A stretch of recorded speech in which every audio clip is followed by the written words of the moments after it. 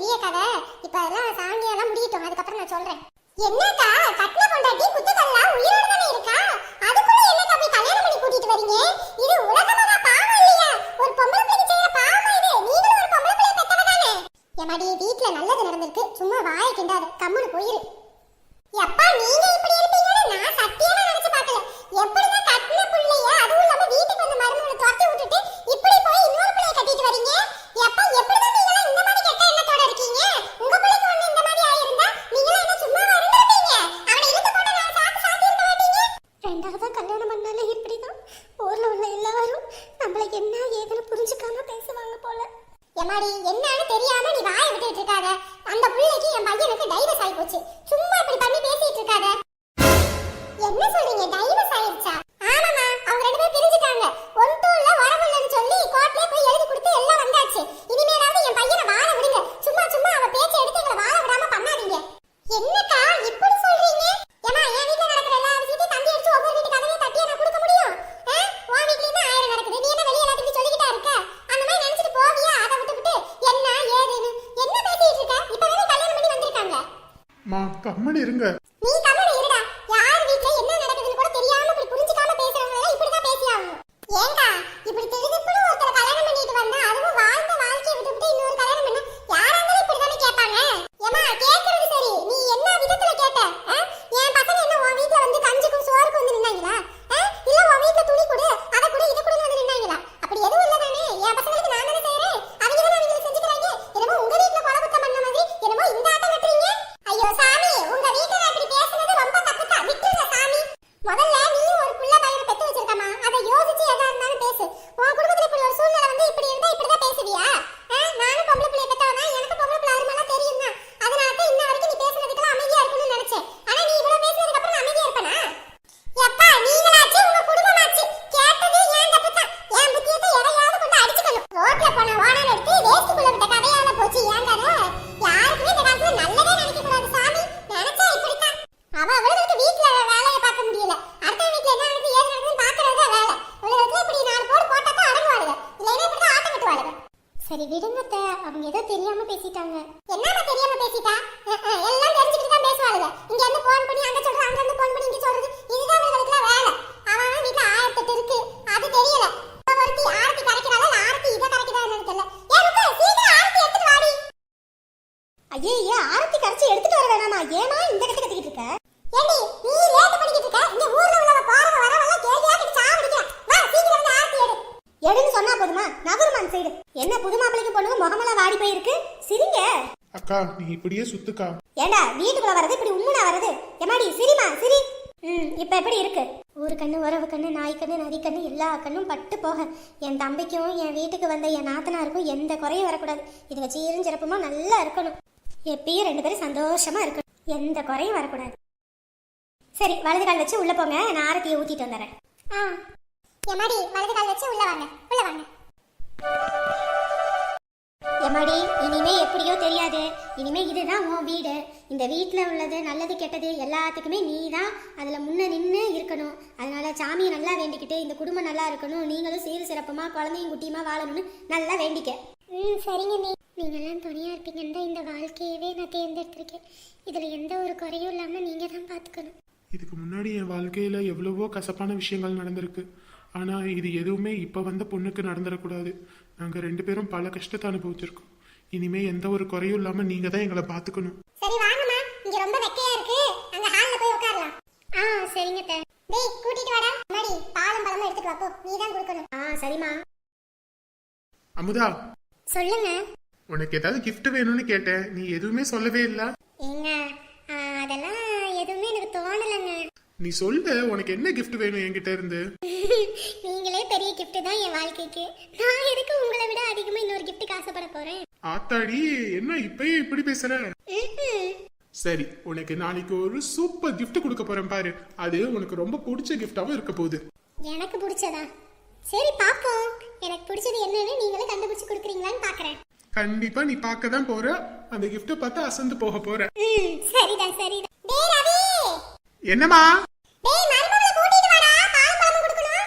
இந்த வாரம் கிட்ட. சரி வா போலாம்.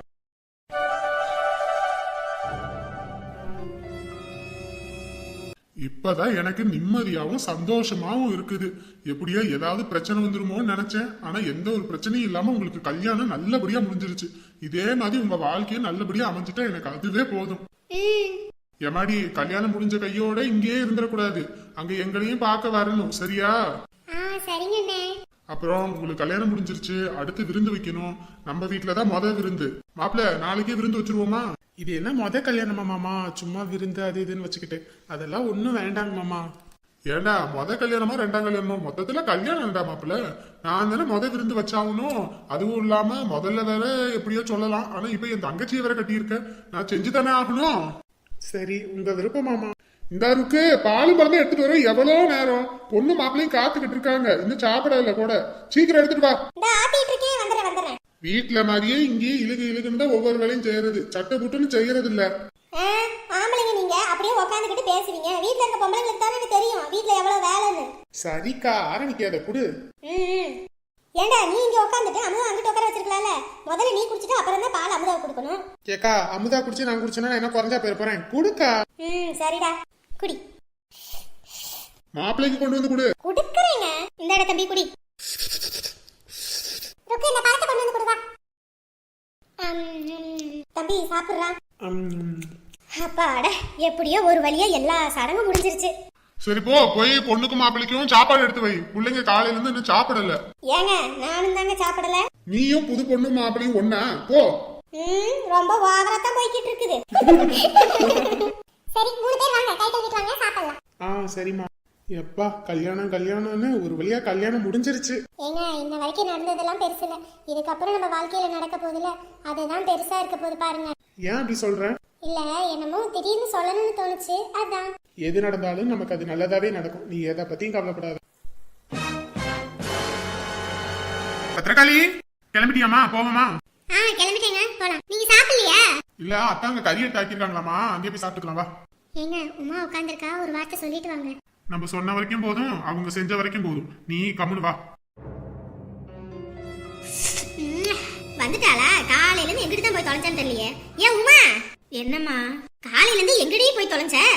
சும்மா தூக்கம் வரல, அது அப்படியே நடந்து போயிட்டு வருவோன்னு போனேன். ஏண்டி, சும்மா சொல்லக்கூடாதுடி. அன்னிக்காரி வீட்டுக்கு வந்தோடனே வீடே பாரு அப்படியே பல பல பலன்னு இருக்கு. போதாத குறைக்கு இன்னைக்கு தண்டி நான் வயிறார சாப்பிட்டேன். அதுவும் இல்லாம காலையில ஒரு சூப்பு வச்சா பாரு, ஐயோ அம்புட்டு ருசிடி. இன்னைக்குதான் என் செத்து போன நாக்குக்கு உசிரே வந்த மாதிரி இருக்கு. குடிச்சிட்டியா? காலையில இருந்து 3 குண்டா சூப்பு குடிச்சிருக்கேன். அடுத்த குண்டா குடிக்கிறதுக்கு தான் போய்கிட்டு இருக்கேன். வாடி, வந்து கொஞ்சம் குடி. நீ குடிச்சல, அது போதும் போ. ஏண்டி இப்படி சொல்லிக்கிட்டு இருந்தா வச்சுக்க, அதுக்கப்புறம் சூப்பே இருக்காது. பெரிய நிக்காரி வேண்டாம் வேண்டாம்னு சொல்லிட்டு நல்லா குடிச்சுட்டு போய் மல்லாக்க படுத்து கிடக்குறா. இப்ப நான் வேற அடுத்த ரவுண்டுக்கு போயிட்டேன். நீ வந்தீன்னா உனக்கு கிடைக்கும், இல்லையா கிடைக்காது. அவன் என்ன வலி வேதனையில இருக்கான், நீ என்ன பேசிக்கிட்டு இருக்க? கம்முன்னு போமா. ஏண்டி, என்ன வலியா இருந்தாலும் வேதனையா இருந்தாலும் சூப்பை குடிச்சிட்டு போய் பாடுடி, அம்புட்டு ருசியா இருக்கு. ஐயே, சூப்பு நல்லா இருக்குன்னா நீ அந்த சட்டியை கவுத்துக்க வேண்டியதானே. சும்மா நொய்யின்னு நான் தான் வேணான்னு சொல்றல. கம்முன்னு போமா. இவளுக்கு போய் நல்லது நினைச்ச பாரு, என்ன சொல்லணும். இப்படியே பட்னியா கடை. எப்பா, இன்னும் கொஞ்சோண்டு சூப் இருக்கும், அதையும் மொத்தமா குடிச்சிருவோம். அந்த ஆளுக்கு கல்யாணம் ஆயிருச்சா என்ன ஏதுன்னு தெரியாம எனக்கே பசியும் எடுக்க மாட்டேங்குது, தூக்கமும் வரமாட்டேங்குதுன்னு இருக்கேன். இதுல இந்த அம்மா வேற நொய்யின்னு உசுர வாங்கிட்டு இருக்கு. இந்த நேரத்துல யார் போன் பண்றது? ஹலோ. ஓ அக்கா, நீங்களா? சொல்லுங்கக்கா, புது நம்பரா இருக்கு.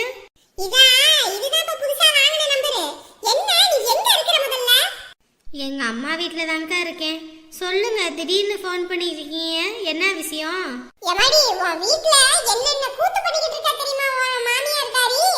ஏக்கா, அதுல தொல்லையே விட்டுட்டு நான் வந்துட்டேன்க்கா. இப்ப ஏன்க்கா அதை பத்தி ஞாபகப்படுத்திட்டு இருக்கீங்க? என்ன சொல்ற? அவகிட்ட கேட்டா அவ என்னமோ சொல்ற, நீ கேட்டா நீ என்னமோ சொல்லிக்கிட்டு இருக்க. என்ன அவங்க என்ன சொன்னாங்க? உன் புருஷன் அந்த பத்தவரங்காய்க்கு பேண்ட் சட்டை போட்டுறவன், அவன் இன்னைக்கு ஒரு புள்ளைய கட்டிக்கிட்டு வந்து நிக்கிறான். எனக்கு அத பார்த்தோனே உசுரே இல்ல பாத்துக்க. என்னக்கா சொல்றீங்க? உன் புருஷனுக்கு கல்யாணம் விஷயம் தெரியுமா தெரியாதா? காலையில போய் பார்த்தா சல்லுன்னு கார்ல இருந்து நிறுத்தி ஒரே சத்தமா கிடக்குன்னு பார்த்தா கல்யாணம் பண்ணிட்டு வந்து நிக்கிறாங்க. ஓ, அப்ப நம்ம வரும்போது ஒரு கார் போனுச்சே, அதுல தான் போயிருக்காங்க போல. எனக்கு அத பார்த்தோனே சரியான கோவம். உன் மாமியார் நடுரோடுன்னு கூட பார்க்காம உங்களுக்கு ஒரு புள்ள அப்படி பண்ணுவீங்களான்னு நாக்க புடுங்கற மாதிரி 4 வார்த்தை நறுக்குன்னு கேட்டேன். அதுக்கப்புறம் அது ஒரே வார்த்தையில என் வாய் அடைச்சிருச்சு.